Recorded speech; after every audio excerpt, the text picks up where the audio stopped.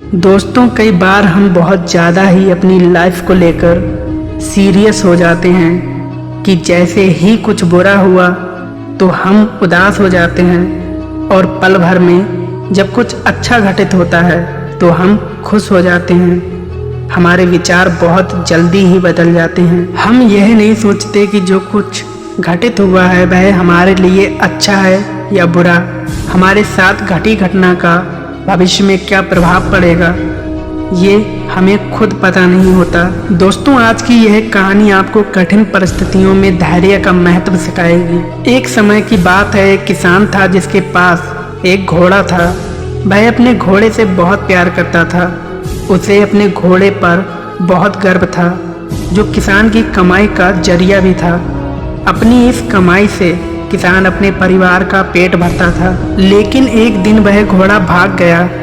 उसके भागने के बाद समाज के लोग और उस किसान के पड़ोसी उसके पास आकर उससे कहने लगे, तुम्हारा घोड़ा तो भाग गया, अब तुम क्या करोगे और अपने परिवार का पेट कैसे भरोगे।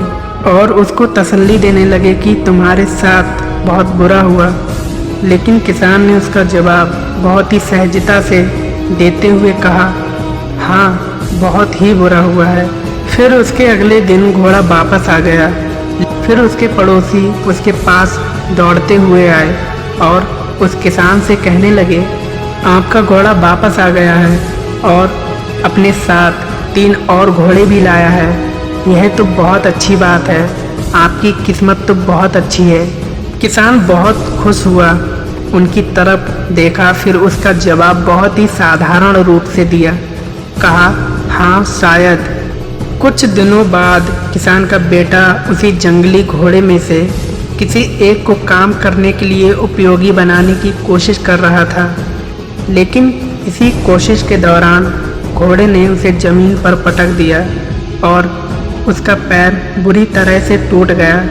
उसके पड़ोसी उससे कहने लगे, उस पागल घोड़े ने देखो तुम्हारे बेटे के साथ क्या किया, उसका पैर तोड़ दिया, यह तो बहुत बुरा हुआ।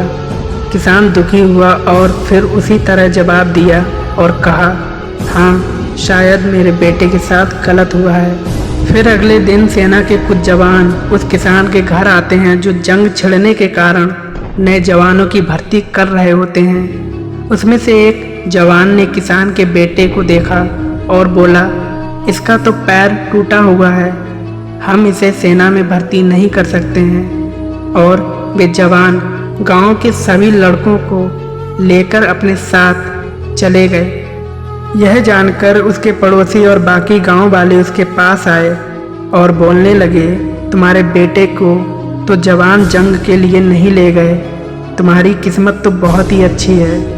दोस्तों, इस कहानी से हमें सीखने को मिलता है कि हमारे लिए चीज़ों को नकारात्मक ढंग से सोचने में ज़रा भी समय नहीं लगता है। जब भी कुछ हमारे अनुकूल नहीं होता तो हम उसे बुरा ही समझते हैं। लेकिन सच बात तो यह है कि कोई नहीं जानता कि जो हमारे साथ घटा है वह बुरा है या अच्छा। इस कहानी में भी किसान के भावों में परिवर्तन परिस्थितियों के कारण होता है। बुरी परिस्थितियों में वह नकारात्मक हो जाता है और अच्छी परिस्थितियों में वह सकारात्मक। इन नकारात्मक और सकारात्मक परिस्थितियों के बीच के समय में धैर्य रखना बहुत ज़रूरी होता है। क्या आप वाकई में यह बता सकते हैं कि हमारे साथ जो घट रहा है वो गलत है या सही, बिना यह जाने कि भविष्य में उसका क्या प्रभाव पड़ेगा हम पर या हमारे जीवन पर? मुझे लगता है आपका जवाब होगा नहीं। हमारे समाज में, हमारे देश में ऐसे बहुत से महान लोग हैं जो अपने जीवन में असफल हुए, हारे, अनेक बड़ी बड़ी बीमारियों से लड़े, किंतु उन्होंने कभी भी अपना धैर्य नहीं खोया और ना ही हार मानी। यही आगे चलकर बड़े प्रसिद्ध हुए, सफलता के मुकाम पर पहुँचे और महान बने। दोस्तों, हमारे बड़े बुजुर्गों ने सही ही कहा है कि जो होता है अच्छे के लिए ही होता है। यह छोटी सी लाइन हमें बहुत कुछ सिखा जाती है और ये बात हमें कभी नहीं भूलनी चाहिए। हमेशा कोशिश करते रहो, जीवन के पथ पर निरंतर आगे बढ़ते चलो।